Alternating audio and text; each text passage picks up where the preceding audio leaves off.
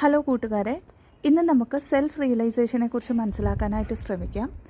ഏതൊരു spiritual awakening ജേർണിയിലും, പ്രത്യേകിച്ചും twin flame ജേർണിയിലും നമ്മൾ ഏറ്റവും കൂടുതൽ കേൾക്കുന്ന ഒരു വാക്കാണ് സെൽഫ് ലവിൽ വരണമെന്നുള്ളത്. അല്ലെങ്കിൽ അവേക്കനിങ്ങിൽ വന്നു കഴിയുമ്പോൾ നമ്മൾ ഏറ്റവും കൂടുതൽ എനർജറ്റിക്കലി ഒക്കെ നമ്മളുടെ എനർജീനെ ബാലൻസ് ചെയ്യാൻ ശ്രമിക്കുമ്പോൾ അറിഞ്ഞോ അറിയാതെ നമ്മൾ ചെയ്യുന്നത് നമ്മൾക്ക് പ്രയോറിറ്റി കൊടുത്തുകൊണ്ട് നമ്മൾ സെൽഫ് ലവിൽ വരിക എന്നുള്ളതാണ്.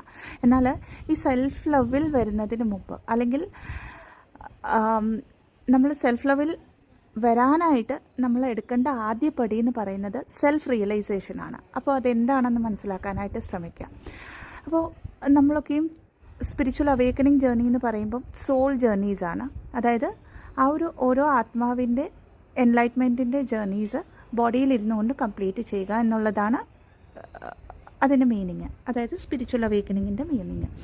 അപ്പോൾ ഇവിടെ നമ്മൾ ബേർത്ത് എടുത്തിരിക്കുന്ന അല്ലെങ്കിൽ ഇൻകാർണേറ്റ് ചെയ്യപ്പെട്ടിരിക്കുന്നത് ഒരു ഹ്യൂമൻ ബോഡിയിലേക്കാണ്, ഒരു മനുഷ്യ ശരീരത്തിലേക്കാണ്. ഇവിടെ നമ്മൾക്ക് ഒരു മൈൻഡുണ്ട്, ഇമോഷൻസ് ഉണ്ട്.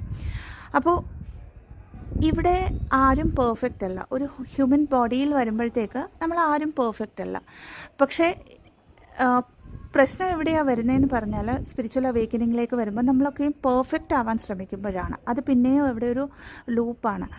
അതിനേക്കാളും ബെറ്ററായിട്ട് നമ്മുടെ ഉള്ളിലുള്ള ലൂപ്പോൾസിനെയും, നമ്മുടെ ഉള്ളിലുള്ള സ്കിൽസിനെയും, നമ്മുടെ ഉള്ളിലുള്ള പാഷനെയും, അതായത് നമ്മൾ എന്താണോ നമ്മളുടെ അഡ്വാൻറ്റേജസും ഡിസഡ്വാൻറ്റേജസും ഒക്കെ നമ്മളായിട്ട് 100% അക്സെപ്റ്റ് ചെയ്യണം.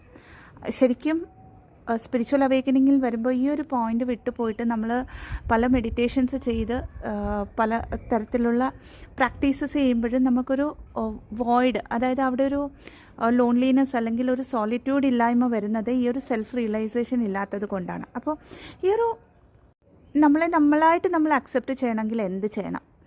അതുവരെയുള്ള ലൈഫ്, അതിപ്പം നിങ്ങളിപ്പം 20s-ലാവാം, 30s-ലാവാം, 40s-ലാവാം, 50s-ലാവാം, ആ ഒരു മൊമെൻ്റ് വരെ, ഈ ഒരു ദിവസം വരെ ഞാൻ ജീവിച്ച ലൈഫിൽ ഞാൻ എടുത്ത എല്ലാ ഡിസിഷൻസിനെയും ശരിയോ തെറ്റോ എന്നുള്ള ഒരു അനലൈസേഷൻ ഇല്ലാതെ, ഒരു ബ്ലെയിമിങ് എനർജി ഇല്ലാതെ, ഒരു സെൽഫ് ക്രിറ്റിസിസം ഇല്ലാതെ ഞാൻ അക്സെപ്റ്റ് ചെയ്യുന്നു. ഞാൻ ആരെങ്കിലും വേദനിപ്പിച്ചിട്ടുണ്ടെങ്കിൽ അതിന് മനസ്സുകൊണ്ട് ഞാൻ മാപ്പ് പറഞ്ഞുകൊണ്ട് ആ ഒരു വേർഷനെയും ഞാൻ അക്സെപ്റ്റ് ചെയ്യുന്നു. അതായത് നമ്മൾ ഇതുവരെ ചെയ്തിട്ടുള്ള എല്ലാ കാര്യങ്ങളെയും അവിടെ ഏതൊരു തരത്തിലുള്ള ജഡ്ജ്മെൻറ്റും ഇല്ലാതെ ആസ് ഇറ്റ് ഈസ് ആയിട്ട് അതെൻ്റെ ജേർണിയുടെ പാർട്ടാണെന്ന് മനസ്സിലാക്കിക്കൊണ്ട് അതിനെ അക്സെപ്റ്റ് ചെയ്യുക, അതിലെ ലെസൺസ് ഉൾക്കൊള്ളുക, അത്രയും മനസ്സിലാക്കേണ്ടത്. Thank you.